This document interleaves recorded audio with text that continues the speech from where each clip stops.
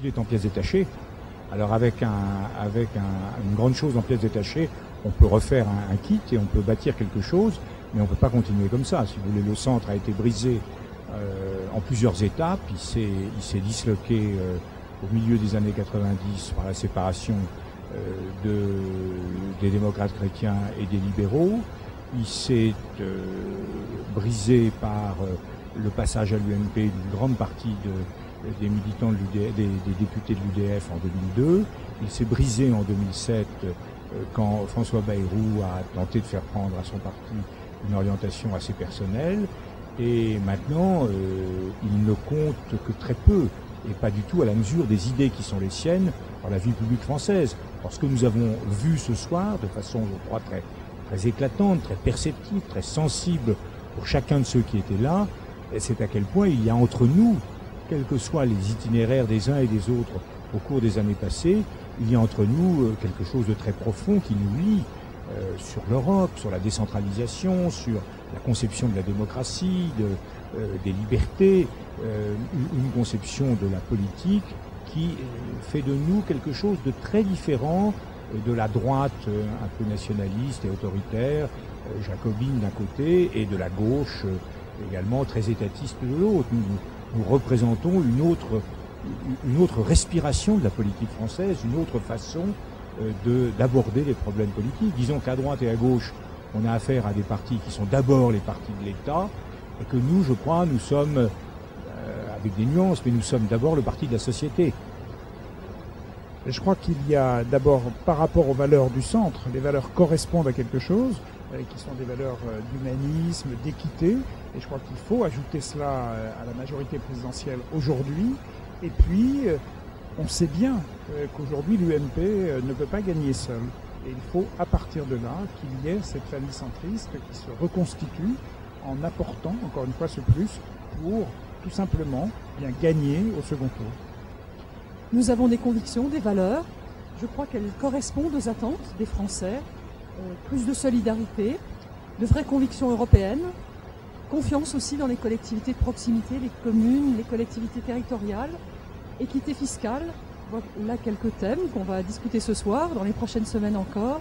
Et c'est bon de se retrouver autour de ces valeurs partagées. Je ne sais pas s'il faut le refondre, il faut en tous les cas rapidement réunir tous ceux qui disent qu'ils veulent le faire, parce que je trouve qu'il y a beaucoup de velléitaires, mais qu'il y a peu de gens qui passent à l'acte.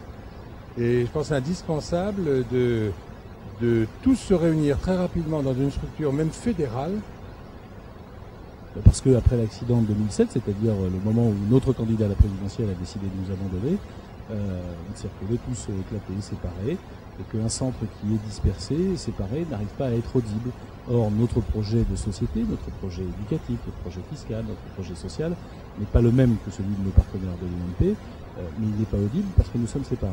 Et l'important, c'est que si nous arrivons à nous réunir, à nous reconstruire, on sera capable de porter un projet dont une bonne partie des Français, à peu près 20% des Français, se sentent proches et souhaiteraient le retrouver dans le paysage politique. L'effacement des centristes, c'est pas quelque chose de durable, c'est pas quelque chose de souhaitable. C'est important parce que le centre, ce sont des valeurs. Ce sont des hommes et des femmes qui sont attachés à l'esprit d'initiative, à l'esprit de responsabilité, qui veulent une société apaisée, une société de la reconnaissance, dans laquelle on fait confiance aux hommes et aux femmes. On en a vraiment besoin. Et si votre question c'est quelle est l'utilité de cette démarche, c'est que je crois que partout en France on a besoin du centre, il y a un besoin de centre qui s'exprime, et je pense que le moment est venu de proposer un centre rajeuni. Voilà pourquoi je milite pour cette démarche-là.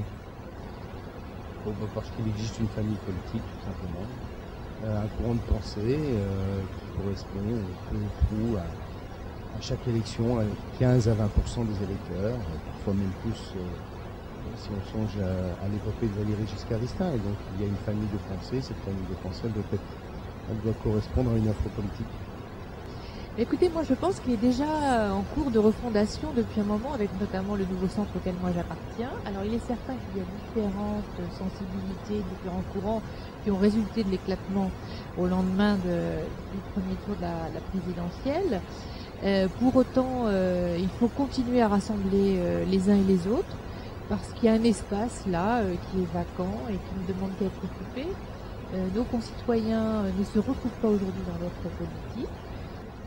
Écoutez, je pense qu'il est essentiel aujourd'hui pour la vie politique française que le centre puisse exister à nouveau. Je pense qu'aujourd'hui, on sait très bien qu'en France, le bipartisme n'existe pas et qu'à côté de l'UMP et du Parti Socialiste, il doit y avoir une alternative crédible, une alternative sur l'Europe, une alternative sur le plan d'une société plus juste et sur le plan aussi d'une politique économique équilibrée. Je crois qu'aujourd'hui, on voit, et on le voit aussi bien à gauche comme à droite, comme pour l'ensemble des Français, on a besoin d'un centre fort, d'un centre indépendant et d'un centre qui soit capable d'incarner une alternative crédible pour le monde de demain et d'après-demain. Refonder le centre sur la recherche de solutions et de votes communs, oui. Après, nous verrons. Chacun est dans sa structure.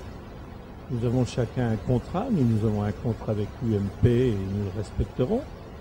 Mais au moins qu'on travaille ensemble sur le fond pour montrer qu'il y a une identité centriste, des valeurs centristes qui se concrétisent par des positions communes. On va avoir des débats lourds, le projet de loi de finances de la sécurité sociale, le projet de loi de finances, les retraites. C'est là où nous verrons si sur cette alliance de l'efficacité économique que nous défendons et en même temps la justice fiscale, il y a des points communs qui permettent ensuite de franchir d'autres étapes. Mais vraiment la première étape, avant de bâtir le toit, regardons bien si les fondations sont solides entre nous.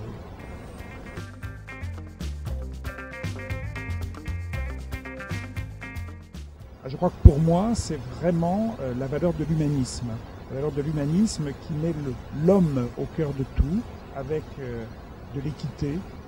La justice, l'équité. La valeur fondamentale qui m'a conduit depuis que je suis étudiant en droit vers le centre, c'est la valeur d'humanisme. Et puis peut-être deuxièmement, mais c'est beaucoup plus loin en termes de valeur, c'est d'être profondément européen.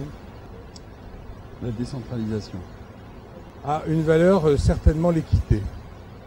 Une des valeurs qui nous caractérise, moi je veux parler de l'Europe, puisque je suis député européen. Beaucoup aujourd'hui, effectivement, ont adhéré à l'idée d'Union européenne, mais nous avons une originalité, c'est que nous croyons en une Europe politique forte, une Europe, même j'ose employer le mot, une Europe fédérale. Je crois qu'aujourd'hui, la crise économique nous démontre que finalement, l'Europe n'a pas fait encore son choix fondamental entre d'un côté l'intergouvernemental et de l'autre côté l'Europe fédérale. Je crois que nous, en tant que centristes, on doit assumer le fait de dire que nous sommes pour une Europe fédérale qui soit capable de répondre à la crise, qui soit capable d'avoir un gouvernement économique de l'Union, qui soit capable d'avoir un budget européen digne de ce nom et qui soit capable aussi de répondre à des politiques sociales dignes de ce nom au niveau européen.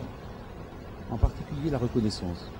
Imaginez qu'une société, elle ne fonctionne que parce que les uns et les autres, chacun à son niveau, chacun avec les responsabilités qui sont les siennes, participe justement au fait que cette solidarité, eh bien, elle s'exerce au quotidien. Et je dirais d'abord et avant tout la tolérance. Oh, la valeur, il y a beaucoup de valeurs dans beaucoup de choses qui nous fédèrent, mais je crois que ce qui est stratégique, c'est l'Europe.